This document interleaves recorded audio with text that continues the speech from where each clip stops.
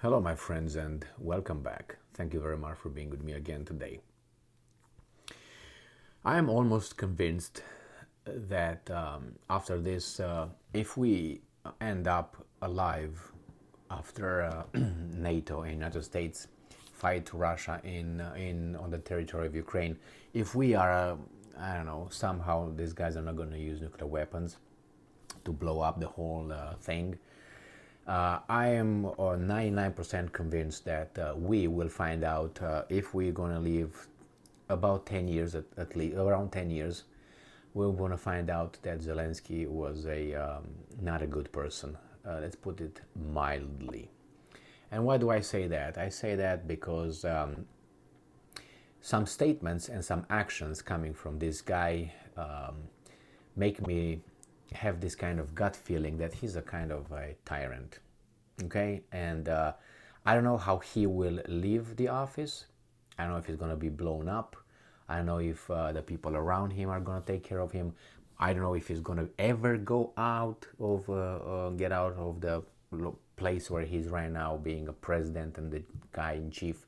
He's going to turn, show his true colors, or he's going to retire somewhere, and then we're going to find some courageous investigators, journalists, if things don't change here in such a way that we can't find anybody like that anymore because you are thrown in prison. And we're going to find out how many hanky-panky occurred in this great Ukraine that is right now exposed to us as being the pinnacle of fairness and correctness, and everything is fantastic, no corruption. They are just good people, honest, good people, and especially Zmihal, Zelensky, Yermak, and Reznikov. Okay, put Budanov as well, put Danilov, put Ikhnat, put all these guys together, and they're just a bunch of good people. Some information, though, trickled down to us by people who met these guys, and immediately those people who dared to say something else about them were called drunks and all that.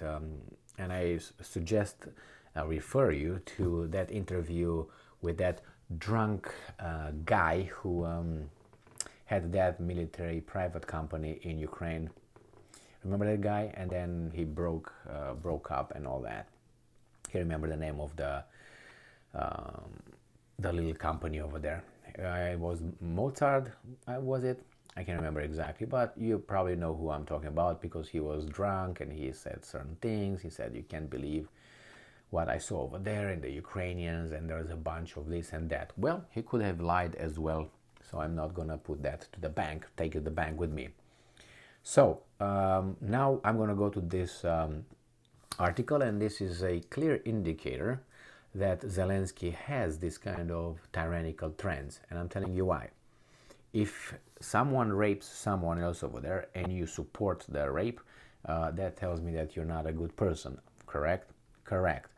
So we have here, and it's strange that other people around will not consider me a bad person, and people who consider the same act done to someone else a very, very bad thing. So let's go and see what's going on here. So we have this article from the Kiev Independent from today, March 8, 2023.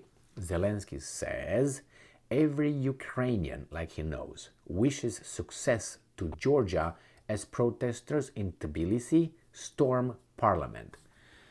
Isn't this an insurrection? You know where I'm going with this, right? Is this an insurrection? If they storm the parliament and go inside, thousands of people, which I already saw,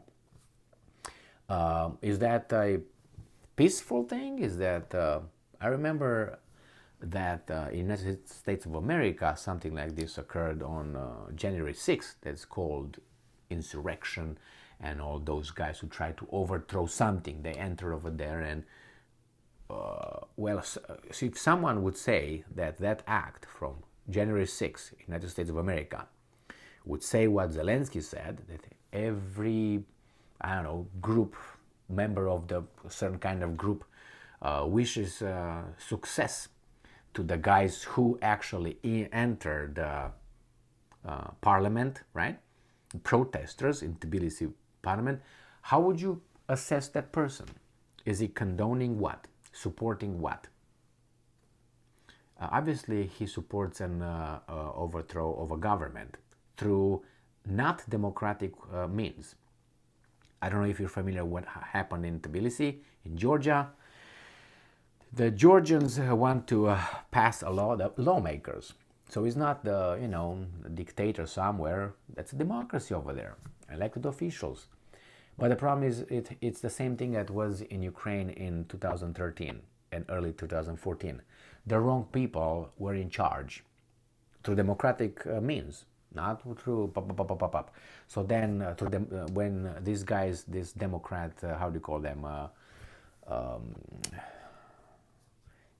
tolerant people, when they don't like the outcome of an investigation or they don't like the outcome of a Democrat on election, they will do things like this. Or if they don't like a law, they do like this. I'm okay with protesting 100%. I'm not okay with trying to overthrow a government because of that. And I'm not jumping the gun here with what's going on over there, because you can see that in many other areas right now, including Iran. Well, obviously, there over there are a lot of active agents, activated little cells that push things around. If you don't believe me, then I always say, go around the block a few times, or give me $20,000 now and I will give it to you back tomorrow with 3,000% interest. So you're gonna make a ton of money. Obviously, you're not gonna give me that because you don't trust me, and you should not trust me. You should not trust anybody until that person earned or gained your trust. If not, no. So in this case, especially if you saw things like this in the past, Americans have that little say, one of them, expression, or whatever, you're gonna figure it out. It says this: if it walks like a duck, if it talks like a duck, right? If it looks like a duck, then it's a duck. So the same here. When you see the same thing, the same process in Ukraine, how it started with these protests and then turned violent and then they overthrow, that's the next step. These guys are trying to storm the parliament. So there's not a peaceful demonstration, is it? Because the government, the politicians, the elected officials want to implement a law. And that law is about the foreign support of NGOs, which they say if an NGO has more than 20% sponsor money, is financed from outside, like Soros, for instance, is more than 20%, that NGO has to go and register as a foreign agent. The same thing the Russians did. Why? Because these NGOs could be used as, certain kind of activities that would try to help the government that they don't like. And they could be financed by Secretary of State of certain countries, foreign ministries, and all kind of, agencies. So Russia did this, and everybody was, oh my God, and kicked Soros out, the same as Hungary, and that was bad, bad, bad. Now the Georgians seem to do that, and they don't like it. Well, it's a democratic process. Through the democratic process of elected officials, they put a law over there, they come with a law, they're going to vote yay, nay, and ba-ba-bay. That's what it's going to be. But no, they try with the mob that voted. They don't work through the process. Remember, here in United States of America, when I went to university, I had a sociology professor who I had a conversation with him, very intelligent professor, and talked about government and police and repressive forces and all that. And he said, well, you got to work within the system. That means, go and get elected and change it. Come, if you have a majority, you're going to get elected, and you're going to change the system. You're going to change certain things through voting. Work within the system. I said, okay, all right, normally. So here, it seems like Zelensky doesn't like the process working within the system when he's losing or when he disagrees with the ones that are working within the system. So let's read a little bit from this article. So, on a second day of mass protest against Russian-inspired foreign agents. Now, it doesn't mean that if something is the same thing has happened in another place. Like, for instance, you see this shirt. Let's say Stalin wore this shirt. Am I inspired by Stalin? Am I a supporter of whomever criminal because I'm wearing, let's say, a button shirt, or I have this kind of glasses? This is always, I have a ring or something, I have a watch. It's so stupid, but they make this for the image. Oh, the Russians. Well, some people like that. Some people really like that kind of law.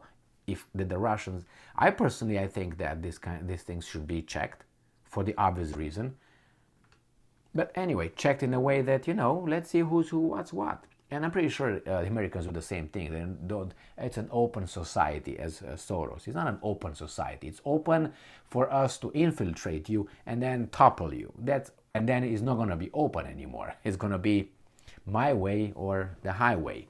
Look what Zelensky did since the 20 and before this unprovoked war.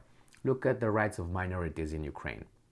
Look at the rights of religious freedom. Look at that. Look at how he arrests people for, spies cooperating with the Russians and so on. They can knock on my door now under the, the martial law that they have over there and say, well, you know what?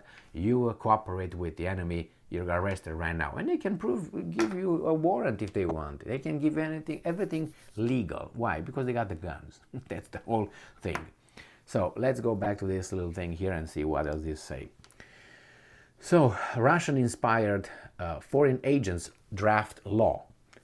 Georgian demonstrators tried to besiege the parliament. That is an insurrection. They tried to destroy the whole process. Besiege, what does it mean? Enter unlawfully? That's how you besiege a fortress.